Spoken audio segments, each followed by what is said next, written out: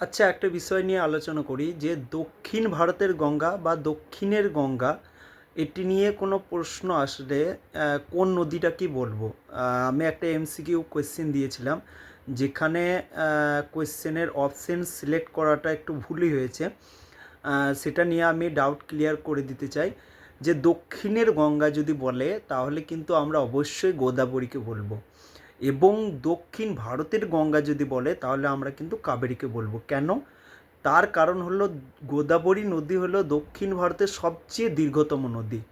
এই জন্য যেমন উত্তর ভারতে সবচেয়ে দীর্ঘতম নদী বা ভারতের যদি বলা হয় তাহলে কিন্তু আমাদের নিশ্চয় গঙ্গা।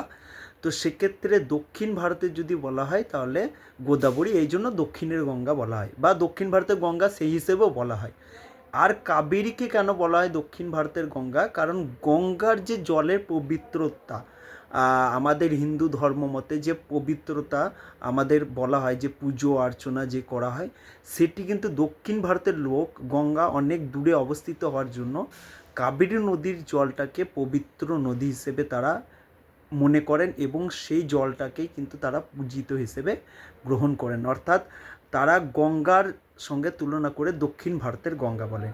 একটি হলো বিশালতার দিক থেকে সবচেয়ে বড়, সেই জন্য গোদাবরীকে দক্ষিণ ভারতের গঙ্গা বা দক্ষিণের গঙ্গা বলে। আর পবিত্রতার দিক থেকে কিন্তু কাবেরীকে দক্ষিণ ভারতের গঙ্গা বলা হয়। আশা করি তোমাদের ডাউট ক্লিয়ার হয়েছে। যদি ভালো লাগে ভিডিওটি অবশ্যই লাইক কমেন্ট শেয়ার করো। চ্যানেলে নতুন হলে অবশ্যই চ্যানেলটিকে সাবস্ক্রাইব করে পাশে থাকা বেল আইকনটি বাজিয়ে দিও এই ধরনের ভিডিও পেতে। জয় হিন্দ, বন্দে মাতরম।